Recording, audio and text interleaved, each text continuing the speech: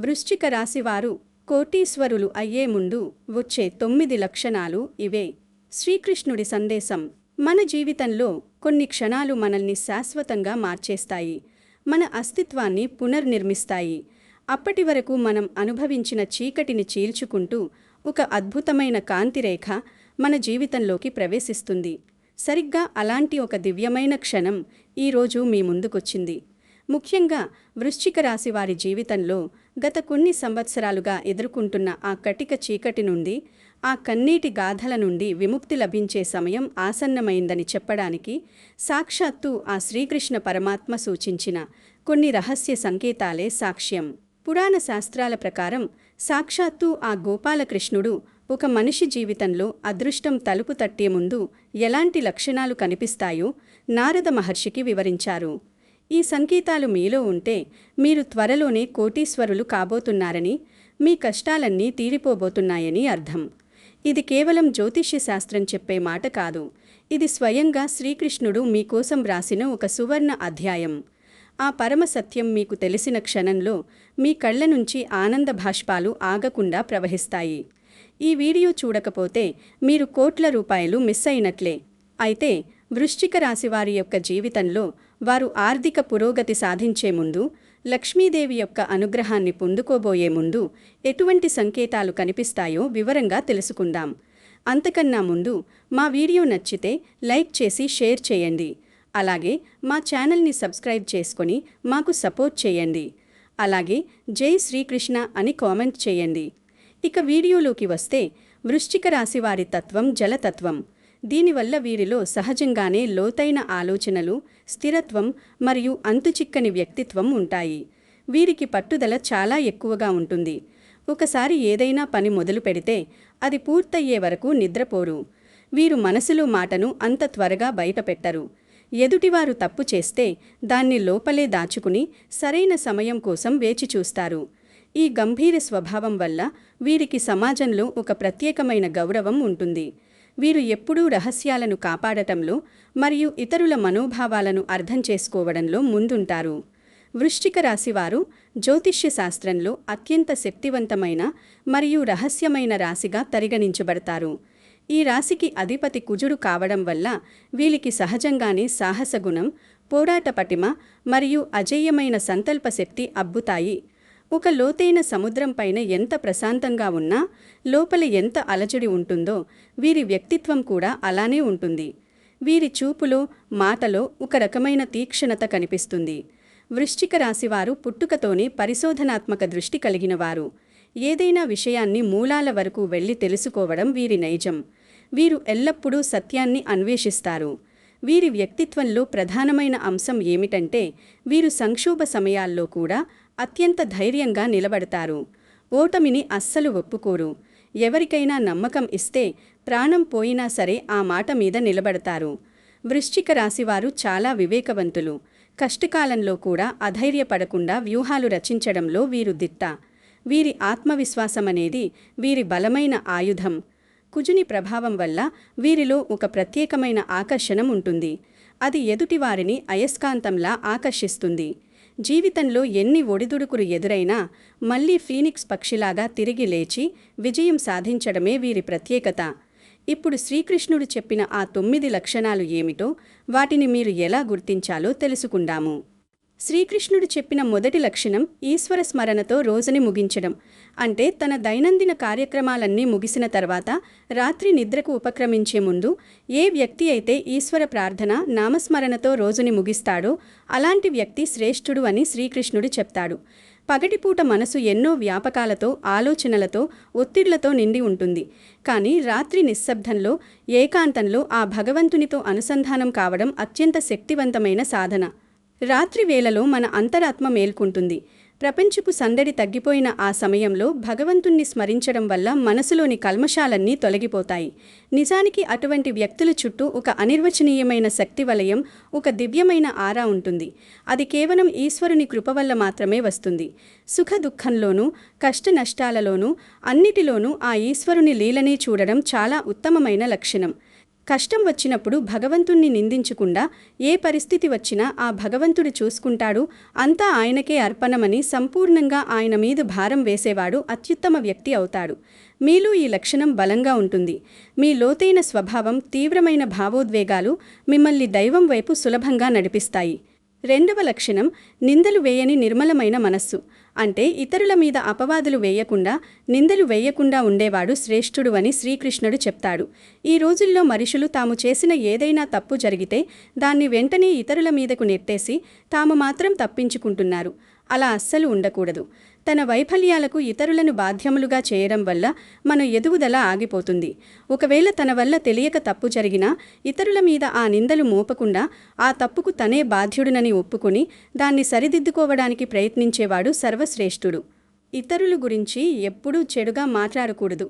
మన నోటి నుండి వచ్చే ప్రతి మాట ఎదుటివారిని గాయపరిచేలా కాకుండా ఓదార్చేలా ఉండాలి. ఇతరులలో ఎన్ని చెడు లక్షణాలున్నా వారిలోని ఒక మంచి లక్షణాన్ని గుర్తించి దాన్ని ప్రోత్సహించాలి. అప్పుడే మనలో కూడా సానుకూలత పెరుగుతుంది. అలాంటి వారు ఇతరులను వారి జీవితపు అంతిమ లక్ష్యం వైపు తీసుకెళ్లడంలో సహాయం చేస్తారు. వారికి సరైన మార్గాన్ని చూపుతారు. అతను భౌతిక జీవితానికి అవసరమైన కొన్ని నియమాలను, పద్ధతులను బోధించగలడు. కానీ అతను వాటిని అనుసరించమని ఎవరినీ బలవంతం చెయ్యడు. ఇది రెండవ దివ్య లక్షణం. మీరు మీ తప్పును ఒప్పుకోవడానికి వెనుకాడరు. ఎందుకంటే మీది నిజాయితీ గల మనస్తత్వం. ఇక మూడవ లక్షణం అచంచలమైన సంకల్పశక్తి. అంటే ఎటువంటి క్లిష్ట పరిస్థితిలోనైనా తను అనుకున్న సత్కార్యాన్ని ఆ ఈశ్వరుని కృప వల్ల పూర్తి చేయగలను అని బలంగా నమ్మేవాడు. కష్టం వచ్చినా, నష్టం వచ్చినా ఎటువంటి పరిస్థితికి తల ఉంచకుండా తప్పకుండా తను అనుకున్న కార్యాన్ని పూర్తి చేసి చూపించగల సంకల్పశక్తి ఎవరికైతే ఉంటుందో అతను దైవ సమానుడు. ఈ ప్రపంచం మనల్ని ఎన్ని రకాలుగా అడ్డుకున్నా మన లోపల ఉన్న ఆ దైవిక శక్తి మనల్ని ముందుకు నడిపిస్తుంది. ఇది కేవలం పట్టుదల కాదు, ఇది దైవంపై ఉన్న అచంచల విశ్వాసం. ఇతరులు ఎన్ని విధాలుగా నిరుత్సాహపరిచినా, ఎన్ని అడ్డంకులు సృష్టించినా, ఎంత వెనక్కి లాగినా వాటన్నింటినీ అధిగమించి సింహంలా ముందుకు వెళ్ళగలిగిన వ్యక్తి, ఆ వ్యక్తులపై భగవంతుని కృప పరిపూర్ణంగా ఉంటుందని శ్రీకృష్ణుడు చెప్తాడు. మీ పట్టుదల, పోరాట పటిమకు ఈ లక్షణం అద్దం పడుతుంది. మీరు అనుకున్నది సాధించే వరకు నిద్రపోరు. మీ సంకల్పం ముందు ఎంతటి సమస్య అయినా చిన్నబోవాల్సిందే. ఇక నాలుగవ లక్షణం నిస్వార్థ సేవా గుణం. అంటే ఎప్పుడూ పుణ్యకార్యాలలో తన సమయాన్ని, సంపదను గడుపుతూ ఉండడం. అవసరమైన వారికి, ఆపదలో ఉన్నవారికి తను చేయగలిగినంత సహాయం చేయడం. పేదవారికి తన తాహతుకు తగ్గట్టుగా, కష్టాల్లో ఉన్నవారికి సహాయపడుతూ ఎల్లప్పుడూ ఎవరినీ హేళన చేయకుండా, కించుపరచకుండా ఉండడం. ఈ గుణం ప్రతి ఒక్కరిలో ఉండదు. ఇది దైవం ప్రసాదించిన వరం. మనకు ఉన్నదానిలో కొంత భాగాన్ని ఇతరులకు పంచడం వల్ల వచ్చే తృప్తి కోట్లు సంపాదించినా రాదు. ఇతరుల పేదరికాన్ని చూసి వారిని అవమానించకుండా ఆదరంతో సహాయం చేస్తూ ఇతరులు కూడా సహాయం చేసేలా ప్రేరేపించడం అనేది చాలా గొప్ప విషయం. లోకంలో స్వార్థం పెరిగిపోతున్న ఈ కాలంలో నిస్వార్థంగా ఆలోచించడం అనేది ఒక దైవిక లక్షణం. అందరిలో ఈ లక్షణాలు కనిపించవు. కేవలం ఈశ్వరుని కృప వల్ల జగమంతా ఈశ్వరమయమే అని భావించే వారిలో మాత్రమే ఇటువంటి కరుణామయ లక్షణం కనిపిస్తుంది. షరతులు లేని ప్రేమ మీ యొక్క ప్రాథమిక గుర్తు. మీరు ఇతరులను అంచనా వేయరు, విమర్శించరు. మీ హృదయం కరుణతో నిండి ఉంటుంది. ఇక ఐదవ లక్షణం ముందుగానే గ్రహించగలిగే అంతర్దృష్టి. అంటే ఇతరులకు ఏమాత్రం నష్టం కలిగించకుండా తన పని తాను చేసుకొని బ్రతకడం. ఇతరుల ధనాన్ని ఆశించకుండా లేదా ఒకరికి వచ్చిన కీర్తిని చూసి అది తన వల్లే వచ్చింది అని గర్వపడుతూ ఉండకుండా, ఎవరికీ ఎటువంటి నష్టం కలిగించకుండా తన ధర్మాన్ని, తన గుణాన్ని కాపాడుకోగలగాలి. అలాగే ఇతరుల మీద ఆధారపడకుండా స్వశక్తితో జీవించాలి. భవిష్యత్తులో ఏదైనా చెడు జరగబోతుంది అంటే దాన్ని ముందుగానే గ్రహించగలిగే శక్తి ఏ వ్యక్తికైతే ఉంటుందో అతని మీద భగవంతుని కృప ఉన్నదని అర్థం చేసుకోవాలి. మన అంతరాత్మ ఎప్పుడూ మనకు దారి చూపుతూనే ఉంటుంది. మంచి జరిగినా, చెడు జరిగినా మీకు ముందే ఏదో ఒక రూపంలో తెలిసిపోతుంది. మీ మనసు అకారణంగా అల్లకల్లోలమైపోతుంది. ఏదో పెద్ద ఆపద సంభవిస్తుందని ముందే గ్రహించి తమ వారిని హెచ్చరిస్తారు. ఇది ఒక రకమైన దైవిక రక్షణ కవచం లాంటిది. మీకు ఈ అంతర్దృష్టి చాలా బలంగా ఉంటుంది. ఇక ఆరవ లక్షణం వినయం అనే భూషణం. అంటే సర్వశ్రేష్ఠుడు అని చెప్పబడే ఆ వ్యక్తి యొక్క అత్యంత అసాధారణమైన ప్రశంసనీయమైన సద్గుణం ఏంటంటే అతను తన్ను తాను ఎప్పటికీ ఒక గురువుగా గొప్పవాడిగా భావించుకోడు. అత్యంత వినయపూర్వకంగా ఉంటాడు. వినయం లేని విద్య, వినయం లేని జ్ఞానం వ్యర్థం. అలాంటి వ్యక్తి తాను ఇంకా నేర్చుకోవలసింది చాలా ఉందని, తాను ఈ విశ్వంలో ఒక అణువంతటి వాడినని నమ్ముతాడు. ఎవరైనా తన్ను గురువు అని పిలవడానికి వెనుకాడుతాడు. ఆధ్యాత్మిక దైవిక చర్యలను చేస్తున్నప్పుడు ఇది నేను కాదు, నాలో నివసించే ఆ దేవుడే ప్రతీదీ సాధిస్తున్నాడు, నేను కేవలం ఒక మాధ్యమం మాత్రమే అని భావిస్తాడు. తన విజయాలను భగవంతుని పాదాల చెంత సమర్పిస్తాడు. ఈ నిగర్వ స్వభావం మిమ్మల్ని ఉన్నత శిఖరాలకు చేరుస్తుంది. ఎంత ఎదిగినా ఒదిగి ఉండాలనే తత్వం మీది. ఈ వినయం వల్లనే మీరు సమాజంలో అందరి ఆదరాభిమానాలను పొందుతారు. ఇక 7వ లక్షణం అతీంద్రియ శక్తులను దుర్వినియోగం చేయకపోవడం. అంటే సర్వశ్రేష్ఠుడు అని చెప్పబడే ఆ వ్యక్తికి కొన్ని దైవిక మరియు అతీంద్రియ శక్తులు ఉన్నప్పటికీ అతను వాటిని తన వ్యక్తిగత ప్రయోజనం కోసం కానీ ప్రచారం కోసం కానీ ఎన్నడూ ఉపయోగించడు. అవి కేవలం ఇతరుల మంచి కోసం, లోక కళ్యాణం కోసం మాత్రమే ఉపయోగిస్తాడు. శక్తులు ఉండటం ఒక ఎత్తైతే వాటిని అదుపులో ఉంచుకోవడం మరొక ఎత్తు. అతను ఎప్పుడూ ఎవరినీ ఆదేశించడు, ఇలా చెయ్యని ఆజ్ఞాపించడు. కేవలం ప్రేమతో ఒక సలహా మాత్రమే ఇస్తాడు. అతను ఎప్పుడూ ప్రజలలో భయాన్ని సృష్టించడు, కానీ వారిలో ప్రేమను మరియు ధైర్యాన్ని మాత్రమే నింపుతాడు. అతను ఎప్పుడూ ఎవరినీ అసహ్యించుకోడు, బదులుగా వారి ఆత్మగౌరవాన్ని పెంపొందించడంలో సహాయకారిగా ఉంటాడు. తన శక్తులను ప్రదర్శించి పేరు ప్రఖ్యాతులు సంపాదించాలనే ఆలోచన కూడా మీకు రాదు. ఆ శక్తులు తనకు భగవంతుడిచ్చిన బాధ్యతగా భావిస్తారు. ఇక 8వ లక్షణం దైవిక సుగంధ పరిమళం. అంటే సర్వశ్రేష్ఠుడు అని చెప్పబడే ఆ వ్యక్తి చుట్టూ ఎప్పుడూ ఒక పరిమళభరితమైన సువాసన వ్యాపించి ఉంటుంది. మాటల్లో చెప్పలేని ఒక దివ్యమైన సుగంధం వారి చుట్టూ వెదజల్లుతూ ఉంటుంది. అగరబత్తి వెలిగించినట్లు, చందనం చల్లినట్లు, కర్పూరం వెలిగించినట్లు, లేదా తాజా పూల పరిమళాలు ఉన్నట్లు అలా కొన్ని పవిత్రమైన సుగంధాలు వారి చుట్టూ ఎప్పుడూ ఉంటూ ఉంటాయి. మన శరీరం ఆత్మ యొక్క ప్రతిబింబం. ఆత్మ పవిత్రంగా ఉన్నప్పుడు శరీరం నుండి వచ్చే కంపనాలు దివ్యమైన సువాసనలను వెదజల్లుతాయి. ఇది వారి శరీర స్వచ్ఛత మరియు ఆత్మ యొక్క పవిత్రతకు నిదర్శనం. ఆ ఈశ్వరుని కృప ఉంటేనే వారి చుట్టూ ఇటువంటి దివ్యమైన శక్తి వలయం, సుగంధ పరిమళం ఉంటాయి. ఇది భౌతికమైన సువాసన కాదు, ఇది ఆత్మ యొక్క సుగంధం. అటువంటి వ్యక్తుల దగ్గర కూర్చుంటే మనకు తెలియకుండానే ప్రశాంతత కలుగుతుంది. ఇక 9వ లక్షణం బ్రహ్మముహూర్తంలో మేల్కొనడం. మన సనాతన శాస్త్రాలలో బ్రహ్మముహూర్తానికి ఎంతో ప్రాముఖ్యత, ఆవశ్యకత ఉంది. దానిని దేవతలు ఈ భూమిపై సంచరించే సమయం అని కూడా అంటూ ఉంటారు.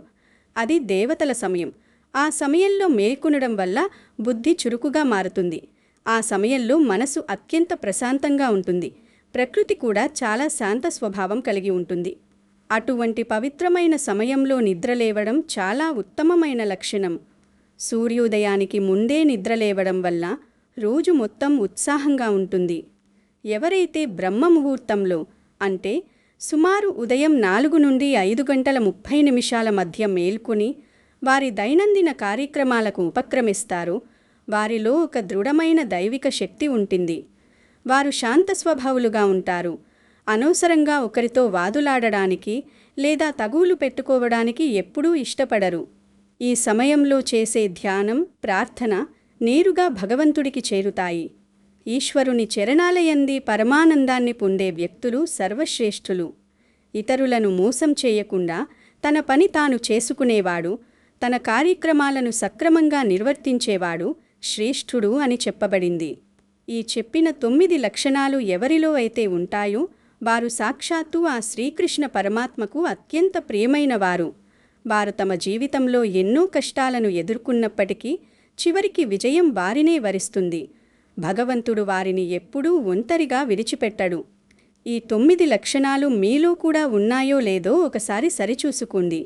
ఈ లక్షణాలు మీలో ఉండడం అంటే ఆ దైవ అనుగ్రహం మీపై పరిపూర్ణంగా ఉందని అర్థం. భగవంతుని కృప మీపై ఉన్నదని మీరు గమనించినట్లయితే మీ భవిష్యత్తు ఎంతో ఉజ్వలంగా ఉంటుంది.